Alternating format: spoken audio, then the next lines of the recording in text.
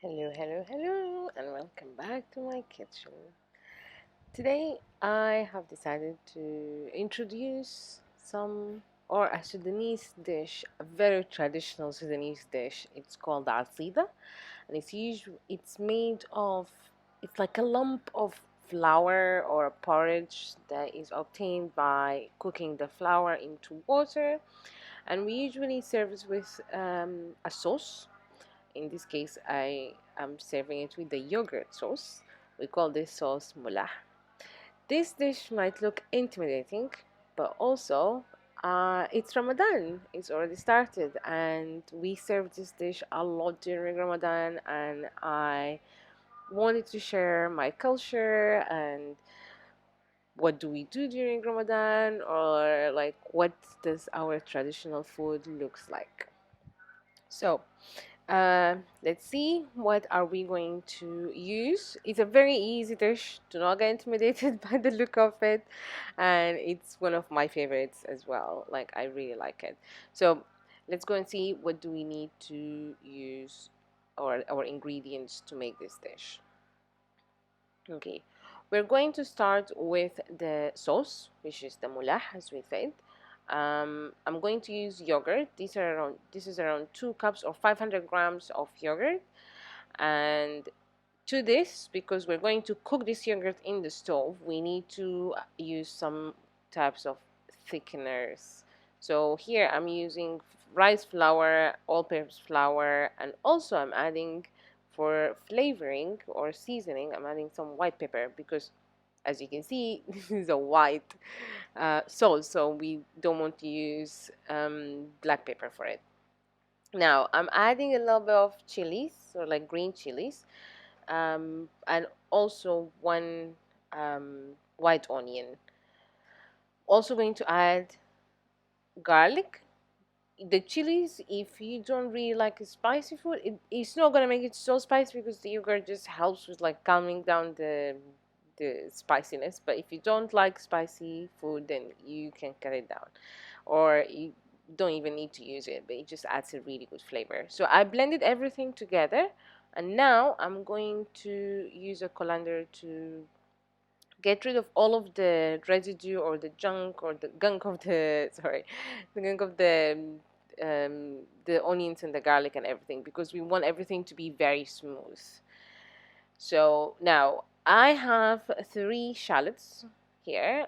I'm going to use this, using the knife. I'm going to just slit them, but not all the way through, because we're going to cook everything together, and we don't want the onions or the shallots to be everywhere. Same thing for the green chilies and for the garlic. On the stove here, I'm adding a little bit of oil. I'm going to add the shallots and the garlic, and we're going to just saute them for around 1 minute or something like that, just to flavor the oil. We don't want to cook them. Um, as I said, not changing color at all. And then I'm adding here the mixture of the yogurt, some salt as well, and I'm adding a little bit of nigella seeds. This is like around a quarter teaspoon or something, because I just like the taste of it. Just adds a really nice flavor to this mullah. You are going to continue stirring for around maybe 10 minutes or something, and it's gonna get thicker and thicker and thicker. And once you're happy with the consistency, I don't like it too thick or too watery. Once you're happy, turn off the stove. You're done. It's ready. How easy is that? Now we're going to make the Aseeda. So the Aseeda needs a starter, just like a sourdough starter. I'm going to use sorghum flour, which is traditionally used. This is around maybe a cup. And for to start the dough, or to start the starter, I'm going to use the whey. That is the water that drips out of the yogurt when you're making labna, or you're making Greek yogurt, or you can use yogurt itself, but this one is like, it just helps with fermentation on a steadier kind of line. So you're going to transfer everything to a jar, and then put the jar somewhere in your kitchen that is a little bit warm for 1 to 2 days. Now, this is after 2 days for me. So I'm going to measure the water that I'm going to use for the Aseeda using the same bowl that I'm going to put the Aseeda in later on. This is the easiest way to tell you the measurement for this. Put the water on the stove to boil. While this happens, we're going to prepare the mixture that is going to help us obtain that shape of the Aseeda. So I'm going to use 1 tablespoon of sorghum flour, 1 tablespoon of all-purpose flour, or 1 to 1.5 tablespoon.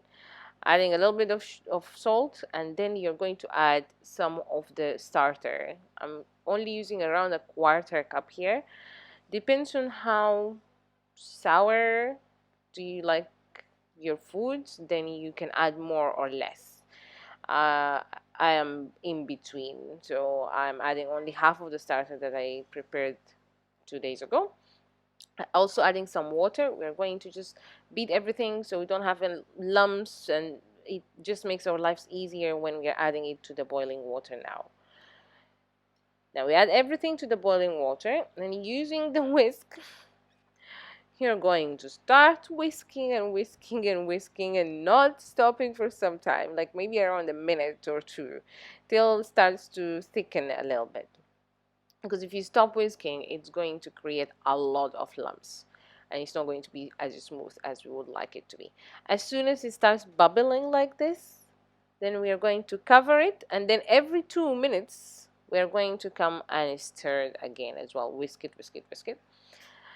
And then it takes around 5 to 7 minutes, the whole process. To check how the Aseeda is done is actually a little bit crazy. You actually wet your hand and then stick it inside the Aseeda while it's still boiling, and if it comes out clean, then it's great. If it doesn't, then you still need to go for another 2 minutes. But for me, I don't do that. I just go for 5 to 7 minutes, and once I see the Aseeda is starting to lift from the bottom, that means that it's ready. Covering it, you have to cover it after and leave it for some time till it holds it, so it holds its shape, and then you come to flip it, and that is how it is.